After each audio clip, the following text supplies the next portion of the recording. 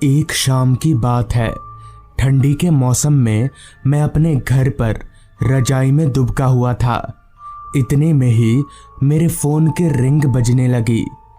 हालांकि रजाई छोड़कर उठने का मेरा जरा भी मन नहीं था, मगर हो सकता है कोई ज़रूरी कॉल हो। यही सोचकर मैं बिस्तर पर से झाड़कर उठा और फ़ोन के पास गया तो पाया कि मेरे दोस्त रमन का कॉल है। रमन और मैं हम दोनों बचपन के दोस्त हैं। रमन मेरे से उम्र में काफ़ी बड़ा है। खैर, मैंने कॉल रिसीव किया तो सामने से रमन बोला, और कैसा है तू? सब बढ़िया? इस पर मैंने कहा, हाँ हाँ, सब बढ़िया चल रहा है, तू बता। इस पर रमन बोला, भाई मुझे तेरे से कुछ काम था। मैं एक मुसीबत में फंस गया हूँ।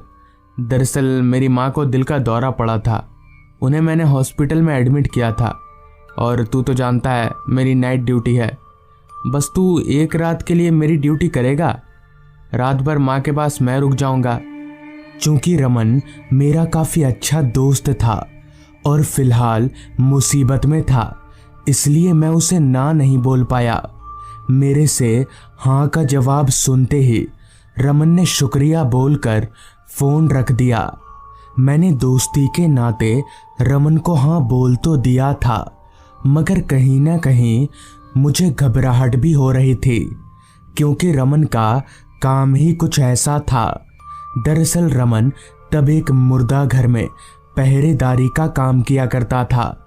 मुझे घबराहट हो रही थी कि मैं ये काम सही से कर भी पाऊंगा या नहीं, पर अब बोल दिया है तो करना ही पड़ेगा। लिहाजा मैंने इस बारे में ज़्यादा सोचना ठीक नहीं समझा और रात होने का इंतज़ार करने लगा ताकि रमन की ड्यूटी के टाइम पर मैं निकल जाऊं। रमन की ड्यूटी रात के 9 बजे से सुबह के 6 बजे तक की थी। सबसे पहले तो मैंने ये बात अपने घर वालों को बताई, मगर सबने मुझे साफ तौर पर रमन का काम करने से मना कर दिया। लेकिन मैं नहीं माना। एक वक्त पर रमन भी मेरे काफ़ी काम आया था, तो अब मेरी बारी थी दोस्ती साबित करने की। रात के तकरीबन 8:45 बजे तक मैं उस मुर्दा घर की तरफ निकल गया जहां रमन काम करता था। चूंकि मेरे घर से वो मुर्दा घर 15 मिनट की दूरी पर था, तो मैं ठीक रात के 9 बजे तक उस मुर्दा घर के बाहर खड़ा था। वो मुर्दा घर जिस जगह पर था वहां आसपास और कुछ भी नहीं था सिवाय घने जंगल के। मुर्दा घर के बाहर एक कुर्सी लगी हुई थी और उसी कुर्सी के ऊपर एक मैला सा चादर रखा हुआ था। शायद वो चादर ठंड से बचने के लिए था। लिहाजा मैंने उस चादर को उठाकर अपने ऊपर डाल लिया और उसी कुर्सी पर बैठ गया। कुर्सी के 4 पैरों में से एक पैर थोड़ा टूटा हुआ था, इसलिए कुर्सी बार बार झूले की तरह हिल रही थी। पता नहीं रमन पूरी रात इसके ऊपर कैसे बैठा रहता होगा। ये ख्याल बार बार मेरे जहन में आ रहा था। एक तो सर्द की रात, ऊपर से जो हवाएं चल रही थी वो ना सिर्फ बदन के ऊपर बल्कि शरीर के अंदर हड्डियों को भी कांपने पर मजबूर कर दे रही थी। मुझे लग नहीं रहा था कि अगर ऐसी ही ठंड लगती रही तो मैं कल सुबह तक जिंदा बच भी पाऊंगा। वो मैली सी चादर मुझे उसके आर पार दिख रहा था, तो फिर वो मुझे ठंड से कैसे बचा पाएगी, ये मेरे पल्ले नहीं पड़ रहा था। मैंने अपने जेब से एक सिगरेट निकाला और दूसरी जेब से लाइटर निकालकर सिगरेट जलाने जा ही रहा था कि तभी मेरा फ़ोन बज उठा। मैंने अपना फ़ोन निकाला तो पाया कि रमन का कॉल आ रहा है। मैंने तुरंत फ़ोन उठाया तो सामने से रमन ने कहा, सुन, तुझे सिगरेट पीने की आदत है ना, पर वहाँ मुर्दाघर के बाहर सिगरेट मत पीना। अगर पीना ही है तो थोड़ा दूर जाकर पीना सिगरेट। इस पर मैंने रमन से कहा, क्या टाइमिंग है बॉस, अभी मैं सिगरेट सुलगाने जा ही रहा था, पर यहाँ सिगरेट क्यों नहीं पीना है? इस पर रमन बोला, वहाँ वो सब छोड़, तू बस इतना जान ले कि वहां सिगरेट नहीं पीना है। इतना कहकर रमन ने फोन कट कर दिया। मगर पता नहीं क्यों मुझे ऐसा लगा जैसे रमन मुझसे कुछ छिपाने की कोशिश कर रहा हो। खैर, उसने जैसा कहा मैंने वैसा ही किया। वहां से थोड़ा दूर हटकर सिगरेट जलाया और वहीं पर सिगरेट पीकर वापस अपनी जगह पर जाकर बैठ गया। रात हर पल गहराती जा रही थी और जैसे जैसे रात बढ़ रही थी वैसे वैसे ठंड भी अपना रंग दिखाना चालू कर रही थी। पहले तो ठंड ज्यादा थी ही, पर अब इतनी ज्यादा ठंड बढ़ गई कि मेरे बर्दाश्त के बाहर होने लगा। मैंने तय किया कि आसपास से कहीं लकड़ियां इकट्ठा करके आग जलाता हूँ। आग ताप कर शरीर में थोड़ी गर्मी आ जाएगी। लिहाजा मैं अपनी जगह से उठा और आसपास के पेड़ों से थोड़ी बहुत पतली पतली टहनियों को तोड़कर वापस अपनी कुर्सी के पास आ गया और जमीन पर टहनियों को सजाकर जेब से लाइटर निकाला और आग जलाने लगा। पर क्योंकि ओस की वजह से सारी टहनियां भींगी हुई थी, इसलिए उनसे आग जल नहीं रही थी। लेकिन बहुत मुश्किल से किसी तरह मैंने उन टहनियों को आग लगा ही दिया और मुर्दाघर के बाहर अपनी कुर्सी पर बैठकर आग तापने लगा। ठंड के मौसम में वो आग दवा का काम कर रही थी। आग ताप कर सुकून मिल रहा था।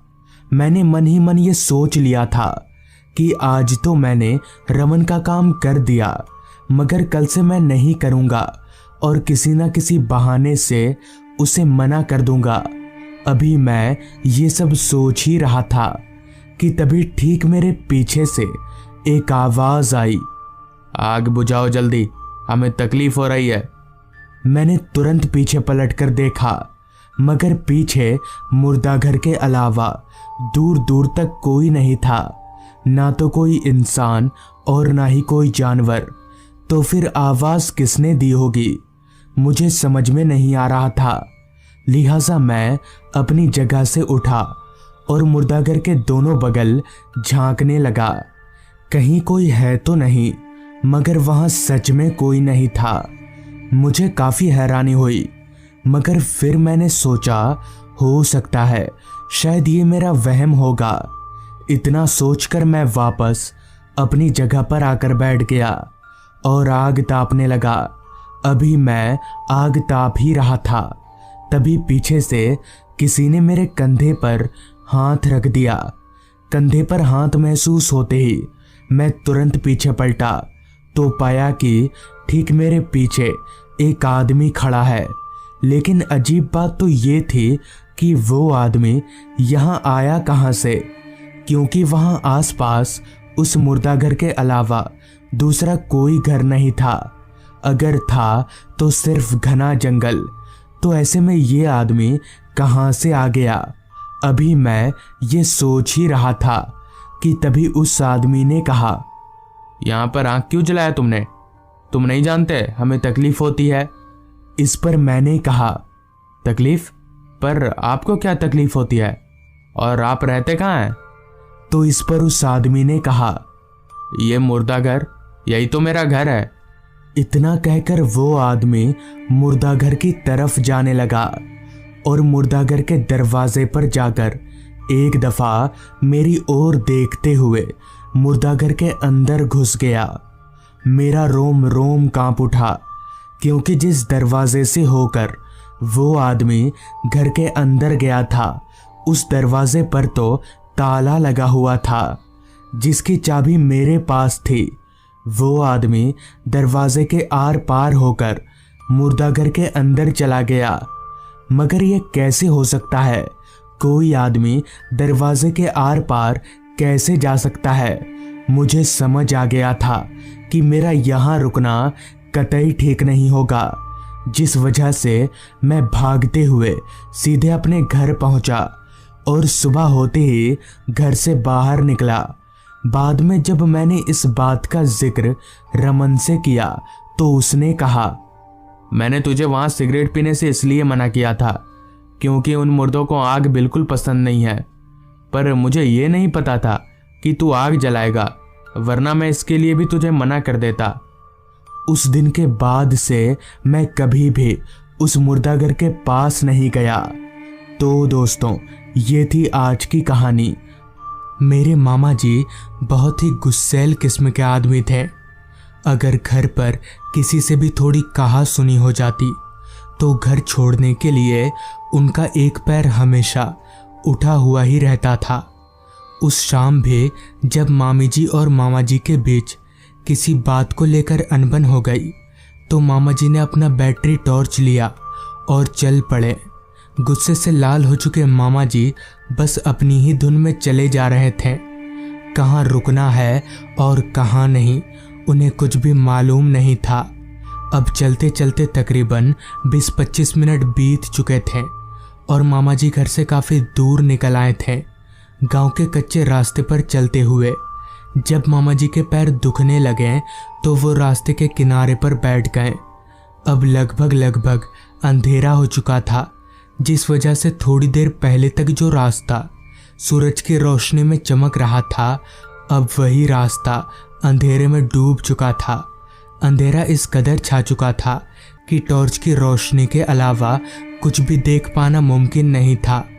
कुछ देर आराम फरमाने के बाद मामा जी फिर से आगे बढ़ने लगे।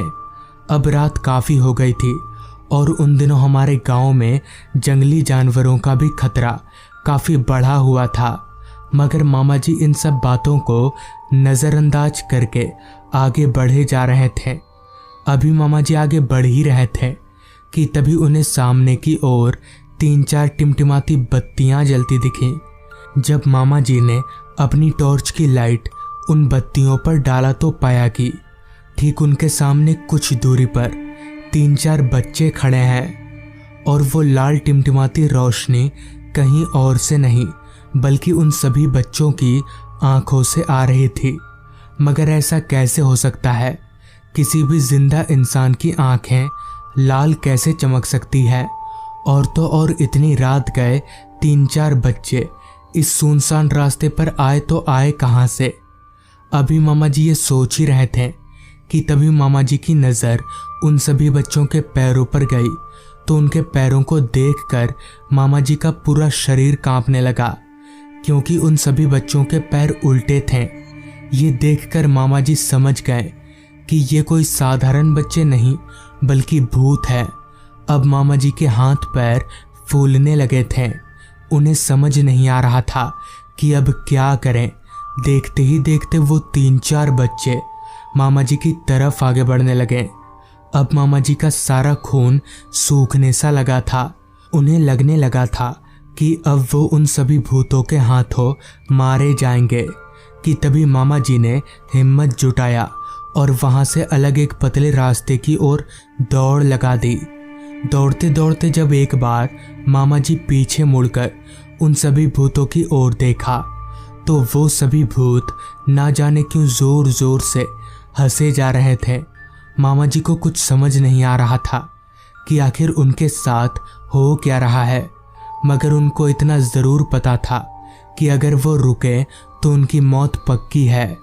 अपनी मौत को अपने पीछे समझकर मामा जी दौड़ते रहे कि तभी उन्हें कुछ दूर पर आगे एक छोटा सा घर दिखा। उस घर को देखकर मामा जी की जान में थोड़ी सी जान आई और वो अपनी जान बचाने के लिए भागकर उस घर की तरफ जाने लगे। भागते भागते मामा जी उस घर के बंद दरवाजे पर पहुंचे और जोर जोर से उस घर का दरवाज़ा पीटने लगे। कुछ देर दरवाज़ा पीटने के बाद एक बुजुर्ग आदमी ने दरवाज़ा खोला तो उनके दरवाज़ा खोलते ही मामा जी झट से घर के अंदर दाखिल हो गए। तो उन्हें इतना डरा और घबराया देख उस आदमी ने मामा जी से कहा, क्या वो बेटा तुम इतना डरे हुए क्यों हो? जिसके बाद मामा जी ने अपनी लड़खड़ाती आवाज़ में अपनी पूरी आप बीती उस बुजुर्ग आदमी को बताई। तो मामा जी की पूरी आप बीती सुनने के बाद उस आदमी ने कहा, वो बच्चे, अच्छा डरिए मत। इतना बोलकर उस आदमी ने घर के अंदर चिल्लाते हुए कहा, अभी मैं बैठे बैठे पानी का इंतज़ार कर ही रहा था कि तभी मुझे 2-4 लोगों के एक साथ चलने की आवाज़ सुनाई पड़ने लगी। और जैसे ही वो कदमों की आवाज़ मेरे थोड़ा नज़दीक आई तो मामा जी का पूरा शरीर वापस से कांपने लगा और हाथ पैर भी फिर से फूलने लगे, क्योंकि पानी का गिलास लेकर कोई और नहीं बल्कि वही 3-4 बच्चे आए थे। ये देखकर मामा जी समझ गए कि आज उनकी मौत पक्की है कि तभी उस बुजुर्ग आदमी ने कहा, बेटा कहीं वो बच्चे ये लोग तो नहीं थे? उस बुजुर्ग आदमी की बात सुनकर मामा जी ने जब अपनी निगाहें उस बुजुर्ग आदमी की ओर घुमाई तो मामा जी का कांपता शरीर और ज़ोर ज़ोर से कांपने लगा, क्योंकि उस बुजुर्ग आदमी का चेहरा अब उन भूतिया बच्चों की तरह हो गया था। इसका मतलब वो बुजुर्ग आदमी भी कोई इंसान नहीं बल्कि भूत है। अभी मामा जी वहाँ से उठकर भागने ही वाले थे कि तभी उस बुजुर्ग आदमी के भूतों ने मामा जी का गला पकड़ लिया, वो भी इतनी ज़ोर से कि मामा जी उस भूत के शक्ति के आगे जिंदा लाश की तरह प्रतीत होने लगे। वो अपने गले को उस भूत के हाथों से छुड़ाने की काफ़ी कोशिश कर रहे थे, मगर उनकी सारी शक्ति व्यर्थ जा रही थी। अभी मामा जी मरने ही वाले थे कि तभी वहाँ नाना जी और गांव के 2-4 लोग आ पहुँचे। तो उन लोगों को देखकर वहाँ मौजूद सभी भूत हवा में धुआं हो गए, जिसके बाद मामा जी ने अपनी पूरी आपबीती नाना जी को बताई। तो इस पर नाना जी ने कहा, आज से कुछ साल पहले इस घर पर एक पिता और उसके 3-4 बच्चे रहा करते थे, मगर एक दिन वो सभी कहीं से आ रहे थे कि तभी एक बड़ी सी ब्रेक फेल गाड़ी ने उन्हें टक्कर मार दिया, जिससे उन सभी की वहीं पर मौत हो गई।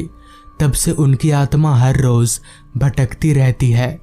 जिसके बाद मामा जी नाना जी के साथ घर चले आए, तो इस तरह से उस रात मामा जी की जान बच गई।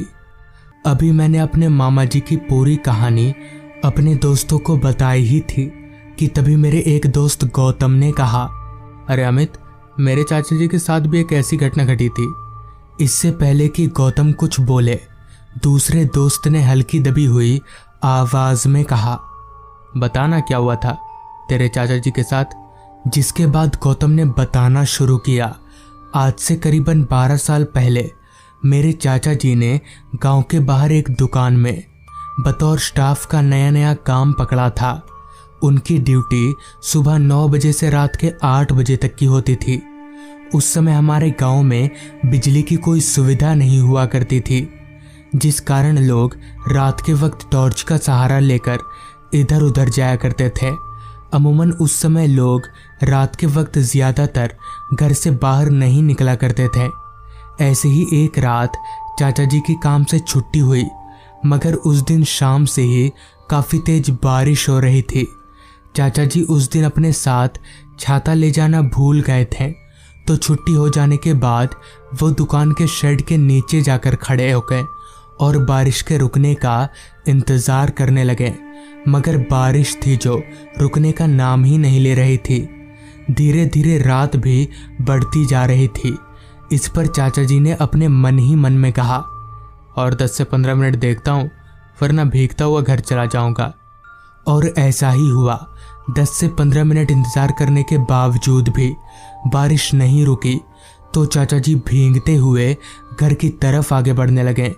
बारिश और तेज होती जा रही थी, मानो बारिश चाचा जी से कोई पुरानी दुश्मनी निकाल रही हो। खैर, अभी चाचा जी आगे बढ़ ही रहे थे कि तभी उन्हें रास्ते के किनारे पर एक पेड़ के ऊपर काफ़ी हलचल होती दिखाई पड़ी। तो उस हलचल को देखकर चाचा जी ने अपनी टॉर्च की रोशनी को उस पेड़ के ऊपर घुमाया। तो उस पेड़ के ऊपर टॉर्च की रोशनी पड़ते ही पेड़ के ऊपर का नज़ारा देखकर इतनी बारिश में भी चाचा जी के प्राण सूख गए और उनका पूरा शरीर बर्फ के समान ठंडा पड़ने लगा, क्योंकि उस पेड़ के ऊपर एक बहुत ही भयानक सा दिखने वाला आदमी बैठा हुआ था। उसके 2 सींग थे और उसकी आंखें लाल चमक रही थी। ये देखकर चाचा जी को समझ आ गया कि ये कोई इंसान नहीं बल्कि कुछ और ही है, जिसके बाद चाचा जी ने ना आव देखा ना ताव, वो सीधे घर भाग गए। तो दोस्तों, ये थी आज की कहानी। ये घटना आज से काफ़ी साल पुरानी है, जब मैंने काफ़ी मशक्क़त करके एक ऑटो लिया था। भले वो ऑटो सेकंड हैंड ज़रूर था, मगर मेरे लिए नए से कम नहीं था। उस समय मैं अपने गांव का पहला इंसान था जिसने ऑटो रिक्शा लिया था। पहले पहले तो मेरे गांव के लोग ऑटो में चढ़ने से डरते थे, लेकिन धीरे धीरे उनका भी डर खत्म हो गया। ऐसे ही काफ़ी दिन गुजर गए और अब मुझे अच्छा खासा भाड़ा भी मिलने लगा। ज़्यादातर मैं ऑटो को गांव के बस स्टॉप पर खड़ी करता, क्योंकि बस स्टॉप से ही मुझे ज़्यादा सवारी मिलती। ऑटो चलाकर अब मेरी अच्छी खासी कमाई भी होने लगी थी और मेरे घर की आर्थिक हालत भी काफ़ी सुधरने लगी थी। ठीक ऐसे ही एक दिन सुबह से छमछमाती बारिश के कारण रास्ते पर इंसान ना के बराबर दिख रहे थे, जिसका साफ साफ असर मेरे धंधे पर भी पड़ रहा था, क्योंकि आज मेरी कमाई बाकी दिनों से काफ़ी कम हुई थी। मगर मैं हार मानने वालों में से नहीं था। मैं बस स्टॉप के बाहर अपनी ऑटो लेकर किसी सवारी के इंतज़ार में डटा रहा। काफ़ी देर इंतज़ार करने के बाद जब मुझे कोई सवारी नहीं मिली, तो मैं निराश होकर घर की तरफ जाने की तैयारी करने लगा। तो उस समय वक्त शाम के 5:30 बजे का हो रहा था। अभी मैं ऑटो स्टार्ट करने ही वाला था कि तभी एक आदमी चलकर मेरे पास आया और मुझसे बोला, भाई साहब, भूतगढ़ गांव चलोगे? भूतगढ़ गांव दरअसल आज से काफ़ी सालों पहले उस गांव में भूत प्रेत, काला जादू करने वाली डायनों का प्रकोप हुआ करता था, इसलिए उस गांव का नाम भूतगढ़ पड़ गया। लेकिन अब उस गांव के हालात पहले से काफ़ी बेहतर हैं, जिस पर मैंने कहा, भूतगढ़ गांव अभी चलूँगा, मगर 50 रुपये लगेंगे। इस पर उस आदमी ने कहा, भाई साहब, मेरे पास सिर्फ 40 रुपये ही हैं। 40 रुपये कम नहीं होते थे, और ऐसे भी सुबह से मेरी ठीक ठाक कमाई नहीं हुई थी, इसलिए मैं इस भाड़े को हाथ से जाने देना नहीं चाहता था। जिस पर मैंने उस आदमी को ऑटो में बैठने को कहा और उसके बैठते ही मैंने ऑटो को भगाना शुरू कर दिया। मेरे यहाँ से वो गांव लगभग 27 किलोमीटर का सफ़र था, जहाँ जाने में मुझे करीबन 1.5 घंटों का वक्त लगने वाला था। चूँकि मौसम बरसात का था, तो मैं ऑटो को धीरे ही चला रहा था। कुछ दूर आगे जाने के बाद मैंने जब अपनी घड़ी में वक्त देखा, तो वक्त हो रहा था शाम के 6:30 बजे का, जिस कारण अंधेरे ने अपना डेरा जमाना शुरू कर दिया था। लेकिन अभी तक मैंने आधा सफ़र ही तय किया था, जिस कारण मैंने ऑटो की रफ्तार थोड़ी और बढ़ा दी। तकरीबन 1 घंटा ऑटो चलाने के बाद मैं भूतगढ़ गांव पहुंचा, तो वो आदमी भूतगढ़ गांव के चौक पर ही उतर गया। जिसके बाद उस आदमी से पैसे लेकर मैं घर की तरफ आगे बढ़ने लगा। अब रात काफ़ी हो चुकी थी, जिस कारण पूरा रास्ता पूरी तरह से सुनसान हो गया था। दूर दूर तक मेरे अलावा उस रास्ते पर कोई नहीं दिख रहा था। अंधेरे ने तो इस कदर उस रास्ते को घेर रखा था कि मेरी हेडलाइट की रोशनी भी उस अंधेरे के आगे ना के बराबर मालूम पड़ रही थी, और थोड़ा बहुत जो दिख रहा था वो भी तेज बारिश के कारण धुंधला धुंधला नजर आ रहा था। बीच बीच में गरजते बादलों की आवाज़ से डर के कारण बार बार मेरी आंखें बंद हो जा रही थीं। तेज छमछमाती बारिश ऊपर से काली अंधेरी रात रह रहकर एक ऐसे डर का अनुभव करा रही थी जिसे बता पाना शायद मेरे बस के बाहर है। रास्ता काफ़ी खाली होने के कारण मैं ऑटो को काफ़ी तेज भगा रहा था।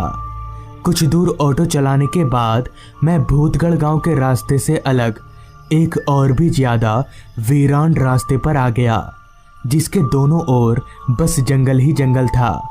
अभी मैं उस रास्ते पर आगे बढ़ ही रहा था कि तभी मेरी नज़र रास्ते के किनारे एक पेड़ के नीचे बैठे एक बच्चे पर गई, जो पेड़ के नीचे बैठकर रो रहा था। इतनी रात गए इस सुनसान रास्ते पर उस बच्चे को देखकर मैं थोड़ा हैरान हुआ और मुझे लगा कि शायद वो बच्चा कोई मुसीबत में है और इंसानियत के नाते मुझे उसकी मदद करनी चाहिए। तो मैंने ऑटो को ठीक उसके पास रोका और उस बच्चे से कहा, क्या हो बेटा, तुम रो क्यों रहे हो? इस पर उस बच्चे ने कहा, मेरे पापा मेरा आगे इंतज़ार कर रहे हैं, लेकिन बारिश के कारण मैं उनके पास नहीं जा पा रहा हूँ। जिस पर मैंने कहा, इतनी सी बात, तुम ऑटो में बैठो, मैं तुम्हें आगे छोड़ देता हूँ। इस पर वो बच्चा ऑटो की पिछली सीट पर चढ़कर बैठ गया और मैंने भी ऑटो भगाना शुरू कर दिया। ऑटो भगाकर कुछ दूर आगे जाते ही मुझे रास्ते के किनारे पर एक आदमी खड़ा दिखा। उस आदमी को देखते ही मैं समझ गया कि यह आदमी इस बच्चे का पिता है। तो मैं खुद ब खुद ऑटो को उस आदमी के पास ले गया और ऑटो के पिछले सीट पर बैठे उस बच्चे से पूछा, बेटा यही है तुम्हारे पापा? जिस पर उस बच्चे ने अपना सिर हाँ में हिलाया। तो मैंने उस आदमी से कहा, क्या बात है भाई साहब, आप अपने बच्चे को इस तरह रात में अकेला क्यों छोड़ दिए थे? और आप लोगों को जाना है क्या कहीं पर? जिस पर उस आदमी ने कहा, मुझे सामने वाले गांव में जाना है। मुझे उस बच्चे पर काफ़ी तरस आ रही थी कि ये बच्चा इस बारिश में अपने घर कैसे जाएगा। मैं तो उधर ही जा रहा हूँ, क्यों ना इन्हें भी लेता जाऊं। ये सोचकर मैंने उस आदमी को कहा, भाई साहब आप भी बैठ जाइए, मैं आप दोनों को छोड़ देता हूँ। मेरे इतना बोलते ही वो आदमी उस बच्चे के बगल में बैठ गया। मगर ऑटो चलाते वक्त मेरे जहन में एक सवाल ने दस्तक दी कि ये आदमी और ये बच्चा अलग अलग क्यों खड़े थे और आखिर इतनी रात गए ये दोनों क्या कर रहे थे। अभी मैं ये सोच ही रहा था कि तभी रास्ते पर स्पीड ब्रेकर के कारण मेरी ऑटो उछली। तो ऑटो उछलते ही पीछे से एक भयानक आवाज़ आई, संभल कर ऑटो चलाओ। ये भारी आवाज़ को सुनकर मैंने जब RVM यानी कि रियर व्यू मिरर से पीछे देखा तो मेरे होश उड़ गए और मेरा पूरा शरीर सुन्न पड़ने लगा, क्योंकि मेरे पीछे अब ना तो वो बच्चा था और ना ही वो आदमी, बल्कि उनकी जगह पर दो राक्षस बैठे हुए थे जिनकी शक्ल पूरी तरह से कुचली हुई और उनके मुंह से खून टपक रहा था। ये दृश्य देखकर मेरे शरीर का सारा खून एकदम से सूखने लगा, जिसके बाद मैंने झट से ऑटो को रास्ते के किनारे रोका और जैसे ही ऑटो से भागने के लिए बाहर निकला तो उनमें से एक शैतान ने अपना लंबा हाथ निकालकर मेरा गला पकड़ लिया और मेरे गले को जोर से दबाने लगा। मगर फिर भी मैं किसी तरह उसके हाथ से अपना गला छुड़ाया और दौड़कर भागने लगा, लेकिन मेरी यह कोशिश भी नाकाम हो गई। मेरे भागते ही डर के कारण कांप रहे मेरे पैर आपस में टकरा गए और मैं ज़मीन पर जा गिरा। मेरे गिरते ही उस भूत ने मेरा पैर पकड़ा और मुझे जोर जोर से घसीटने लगा। अब मैं अपने बचने की उम्मीद खो चुका था और मैंने अपने आप को लगभग मरा हुआ मान लिया था कि तभी उस भूत ने मेरा एक पैर इतने झटके से खींचा कि मेरा पैर एकदम से उखड़ गया और मैं उसी समय बेहोश हो गया। फिर मेरी आंख 2 दिन बाद खुली तो मैं अपने आप को जिंदा देखकर मुझे काफ़ी खुशी हुई, मगर मेरा एक पैर उन राक्षसों ने उखाड़ दिया। लेकिन मैं जिंदा कैसे बच गया?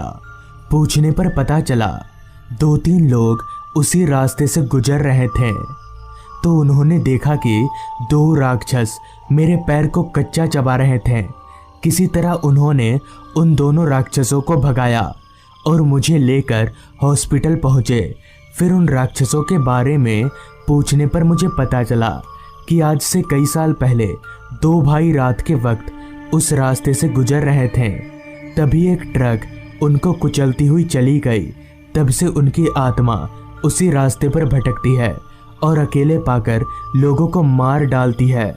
तो दोस्तों, ये थी आज की कहानी। एक शाम हम 3 दोस्त, मैं, अजय और विकास, हम रोज की तरह ही गोपाल काका के चाय की दुकान पर बैठकर बात कर रहे थे कि तभी बातों ही बातों में अजय ने कहा, अरे यार, सच में भूत होते हैं क्या? अजय की इस बात को सुनकर विकास जोर जोर से हंसने लगा, जिस पर मैंने विकास से कहा, अरे यार, ऐसे हंसकर हमें किसी भी चीज का मजाक नहीं उड़ाना चाहिए। अभी हम बातें कर ही रहे थे कि तभी पीछे से किसी ने मेरे कंधे पर हाथ रखा। तो मैंने पीछे पलटकर देखा तो पीछे राकेश भैया थे। राकेश भैया उम्र में हमसे बड़े जरूर थे, मगर कभी कभी हमारे साथ बैठकर ही गप्पे लड़ाया करते थे। खैर, राकेश भैया ने एक चेयर खींची और हमारे साथ बैठ गए। पहले तो कुछ देर तक उन्होंने हमारी बातें सुनी और फिर चाय की एक चुस्की लेते हुए बोले, मैंने देखा है भूत। उनके मुंह से ये बात सुनकर पहले तो हम तीनों चुप हो गए। फिर विकास ने कहा, कहाँ और कब? हमें भी थोड़ा बताइए। जिस पर राकेश भैया ने बताना शुरू किया। एक दिन मैं अपने घर पर बैठा हुआ था कि तभी मेरे फ़ोन की घंटी बजी। मैंने जब फ़ोन उठाया तो पता चला कि मेरे मामा जी अब इस दुनिया में नहीं रहे। ये खबर सुनते ही मेरे पैरों तले ज़मीन निकल गई। मानो एक पल को मैं बेहोश सा होने लगा। आखिर ऐसा कैसे हो सकता है? अभी कुछ दिन पहले ही मेरी उनसे बात हुई थी, तो तब तो वो बिल्कुल ठीक थे। तो अचानक उनको क्या हो गया? कारण पूछने पर पता चला कि कल रात उनको हार्ट अटैक आया था और उसी कारण बस उनकी मौत हो गई। मैं उस दुख भरी खबर को अपनी माँ को ना बोलकर पापा को कॉल किया और उन्हें सारी बात बता दी, जिस पर पापा ने कहा, बेटा, मम्मी को अभी कुछ भी बताने की ज़रूरत नहीं है। तू अभी वहाँ के लिए निकल, मैं तेरी मम्मी को लेकर दूसरी ट्रेन से आता हूँ। दरअसल मेरे पापा अपने ऑफिस के चलते 2 दिनों के लिए बाहर गए हैं और मेरी मम्मी की तबीयत भी कुछ ठीक नहीं है और ऐसे में अचानक ही उनको सब कुछ बता देना ठीक नहीं होगा, जिस कारण मैंने उन्हें कुछ भी नहीं बताया और एक बहाना करके मामा के घर जाने के लिए निकल पड़ा। मैं जब घर से निकला तो वक्त हो रहा था दोपहर के 3 बजे का। घर से निकलकर मैं सीधे नज़दीकी रेलवे स्टेशन गया, जहां मुझे पता चला कि मामा के घर जाने वाली एक ट्रेन शाम 4 बजे है, जो मुझे रात के 9 बजे तक मामा घर के स्टेशन पर उतार देगी। लिहाजा मैंने और सोच विचार ना करके उसी ट्रेन का टिकट कटवा लिया और प्लेटफॉर्म पर बैठकर ट्रेन का इंतज़ार करने लगा। प्लेटफॉर्म पर बैठे बैठे बस मेरे दिमाग में मामा जी का ही चेहरा और उनकी कही गई बातें ही दौड़ रही थीं। और ऐसा हो भी क्यों ना, मामा जी के मैं काफ़ी करीब था। करीब आधा घंटा इंतज़ार करने के बाद मेरी ट्रेन प्लेटफॉर्म पर आकर लग गई। ट्रेन के लगते ही मैं भी एक सीट पकड़कर बैठ गया, जिसके बाद तकरीबन 10 मिनट तक ट्रेन ने मुसाफिरों का इंतज़ार किया और फिर अपनी मंजिल की ओर आगे बढ़ने लगी। ट्रेन में मैं चुपचाप अपनी सीट पर बैठा था। मैं इतना दुखी था कि ना तो मुझे जल्दी पहुंचने की हड़बड़ थी और ना ही लेट पहुंचने का गम। मगर ट्रेन ठीक 1 घंटा लेट यानी रात के 10 बजे मामा घर के स्टेशन पर रुकी। ट्रेन से उतरते ही वहाँ का नज़ारा देखकर मैं थोड़ा सहम गया, क्योंकि वो स्टेशन पूरी तरह से अंधेरे में डूबा हुआ था। साथ ही मेरे अलावा और कोई भी मुसाफिर स्टेशन पर नहीं उतरा था। मैंने अपनी निगाहें इधर उधर घुमाई तो मुझे उस घने अंधेरे के अलावा और कुछ भी नहीं दिखा। मैं चलकर स्टेशन से बाहर निकला तो बाहर भी उसी तरह का अंधेरा और सन्नाटे ने अपना डेरा जमाया हुआ था।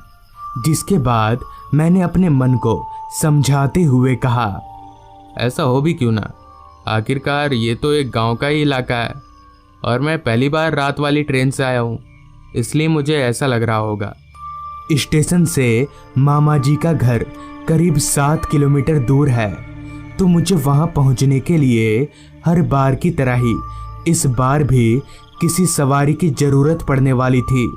इसलिए मैं इधर उधर कोई रिक्शा ढूंढने लगा, मगर उस सुनसान रास्ते पर जहां तलक मेरी नज़र जा रही थी वहां तलक इंसान तो दूर, कोई परिंदा भी पर नहीं मार रहा था।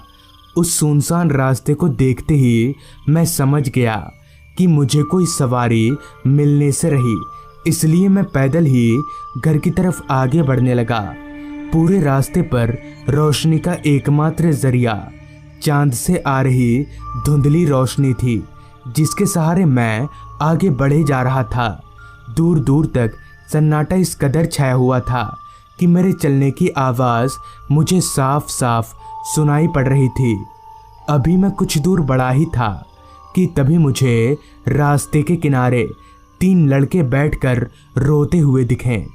उन तीनों को एक साथ बैठकर रोता हुआ देख मैं थोड़ा सहम गया कि भला ये तीनों लड़के इतनी रात गए इस सुनसान रास्ते पर एक साथ बैठकर क्यों रो रहे हैं। खैर, पहले पहले तो मैंने सोचा कि मैं इन तीनों को नज़रअंदाज करके आगे बढ़ जाता हूँ, मगर पता नहीं क्यों मैं उनके रोने की आवाज़ को सुनकर उन्हें नज़रअंदाज नहीं कर पाया और सीधे उनके पास जाकर उनसे कहा, क्या हो भाई, आप तीनों रो क्यों रहे हैं? मेरे पूछने पर कुछ देर तो वो तीनों चुपचाप थे। फिर उनमें से एक लड़के ने कहा, आप मेरे साथ चलिए, मेरा एक दोस्त नदी में डूब गया है। उस लड़के की बात सुनकर मैं हैरान हो गया कि भला जब इनका एक दोस्त नदी में डूब गया तो ये तीनों उसे बचाने के बजाय यहाँ बैठकर रो क्यों रहे हैं। साथ ही मैंने एक बात पर गौर किया कि उन तीनों का शरीर पूरी तरह से भींगा हुआ था और साथ ही उनका शरीर काफ़ी फूला हुआ भी था। अब मुझे थोड़ी सी बेचैनी महसूस होने लगी थी, जिस कारण मैं उनके साथ ना जाकर घर की तरफ बढ़ने लगा। अभी मैं 2 कदम बढ़ा ही था कि तभी मुझे ऐसा महसूस होने लगा कि वो तीनों मेरे पीछे पीछे चल रहे हैं। फिर जब मैंने पीछे पलटकर देखा तो मेरे होश उड़ गए और मैं ज़ोर ज़ोर से कांपने लगा। दरअसल वो तीनों ठीक मेरे पीछे ही थे, मगर अब उनका चेहरा पूरी तरह से बदल चुका था। उन तीनों का पूरा शरीर फूलकर सफ़ेद पड़ चुका था और उनकी आंखें लाल चमक रही थीं। ये देखकर मैं काफ़ी डर गया। डर के मारे मेरे पैर इतने कांप रहे थे कि मैं दौड़कर भाग तलक नहीं पा रहा था। किसी तरह से मैं हिम्मत जुटाकर भागना चाहा, मगर मेरे कांपते कदमों के कारण मैं वहीं पर लड़खड़ाकर गिर गया, जिसके बाद वो तीनों मुझे घसीटते हुए जंगल के अंदर नदी की तरफ ले जाने लगे। मैं उन तीनों भूतों के आगे बेबस एक लाश की तरह घसीटता चला जा रहा था। कुछ दूर घसीटने के बाद वो लोग मुझे नदी के किनारे ले आए। अब मैं अपने आप को मरा हुआ मान चुका था और वो भूत अब मुझे नदी में डुबाने ही वाले थे कि तभी अचानक ही वहाँ पर एक काली सी परछाई आ गई, जिसे देखकर वो तीनों भूत हवा में धुआं हो गए। इसी मौके का फ़ायदा उठाकर मैंने सरपट घर की तरफ दौड़ लगा दी और अपने पैरों को सीधे घर पर ही रोका। फिर मुझे पता चला कि आज से कुछ दिन पहले 3 दोस्त उस नदी में नहाने गए थे। तभी किसी कारणवश उन तीनों की उस नदी में डूबकर मौत हो गई थी। तब से उनकी आत्मा कभी कभी नदी के किनारे तो कभी उस रास्ते पर भटकती रहती है। मगर वो काली परछाई किसकी थी जिसने मेरी मदद की? कहीं वो काली परछाई मामा जी की तो नहीं थी? अगर हाँ, तो आज उन्हीं के कारण मैं जिंदा हूँ। तो दोस्तों, ये थी आज की कहानी। अगर आपको ये कहानी पसंद आई हो तो चैनल को ज़रूर सब्सक्राइब कर लें।